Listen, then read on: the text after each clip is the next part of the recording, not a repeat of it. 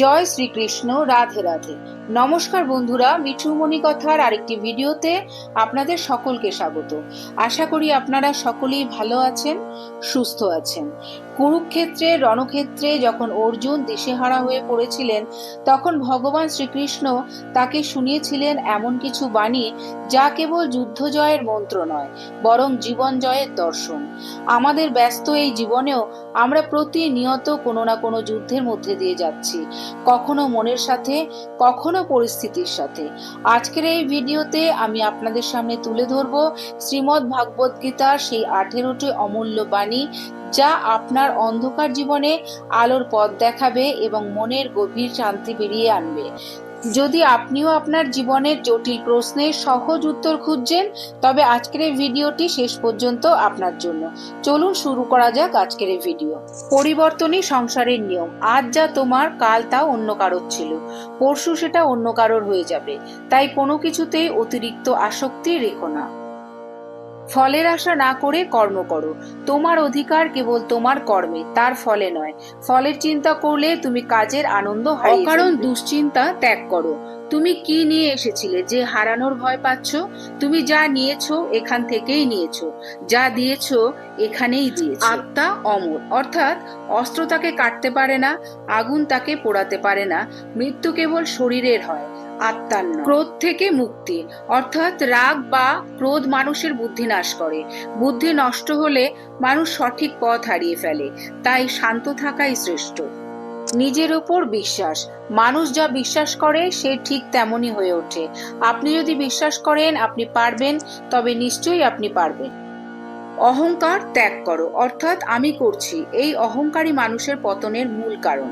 সবকিছু পরমেশ্বরের ইচ্ছায় ঘটছে, এটা মনে রাখলে মন শান্ত থাকে। ইন্দ্রিয় নিয়ন্ত্রণ, অর্থাৎ যার নিজের মনের উপর নিয়ন্ত্রণ নেই, তার মন তার সবচেয়ে বড় শত্রুর মতো কাজ করে। সমতা বজায় রাখা, এর অর্থ হলো সুখ দুঃখ, লাভ ক্ষতি এবং জয় পরাজয়কে সমান চোখে দেখতে শেখো, তবেই জীবনে প্রকৃত শান্তি আসবে।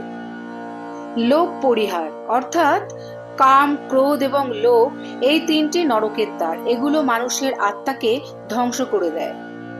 বর্তমানকে গুরুত্ব দাও। যা হয়ে গেছে তা নিয়ে আক্ষেপ করো না, যা আসবে তা নিয়ে দুশ্চিন্তা করো না। বর্তমান সময়টাই তোমার হাতে আছে। পবিত্রতা, মন পবিত্র থাকলে ঈশ্বরকে নিজের ভেতরে অনুভব করা যায়। বাইরের আড়ম্বরের চেয়ে মনের পরিচ্ছন্নতা অনেক বড়।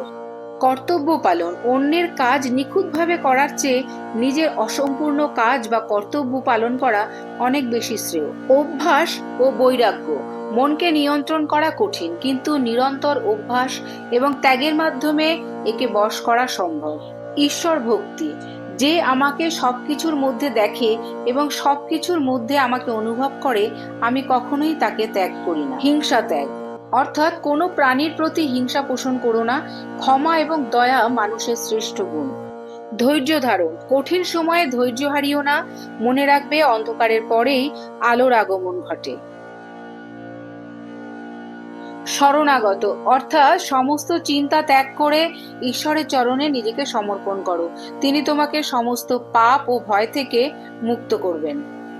বন্ধুরা, শ্রীমদ্ ভাগবত গীতার এই 18টি বাণী কেবল শোনার জন্য নয়, বরং আমাদের জীবনে প্রয়োগ করার জন্য। জীবনের কঠিন সময়ে যখনই আপনি নিজেকে একা বা দিশেহারা মনে করবেন, তখনই মনে রাখবেন ভগবান শ্রীকৃষ্ণ আপনার সাথেই আছেন। শুধু তার এই অমৃত বাণীগুলিকে, এই 18টি বাণীর মধ্যে কোন বাণীটি আপনার জীবনের সাথে সব থেকে বেশি মিলে গেছে বা আপনাকে অনুপ্রাণিত করেছে, কমেন্ট বক্সে অবশ্যই লিখে জানান। আপনার একটি মন্তব্য অন্য কাউকেও সাহস যোগাতে পারে। আজকের ভিডিওটি আপাতত এই পর্যন্তই। যদি ভিডিওটি ভালো লেগে থাকে তাহলে অবশ্যই একটা লাইক কমেন্ট করবেন আর আমার চ্যানেলটিকে সাবস্ক্রাইব করে আমার পাশে থাকবেন। দেখা হচ্ছে অন্য কোনো ভিডিওতে, অন্য কোনো পর্বে। ততদিন পর্যন্ত সবাই খুব ভালো থাকবেন, সুস্থ থাকবেন। জয় শ্রীকৃষ্ণ। রাধে রাধে।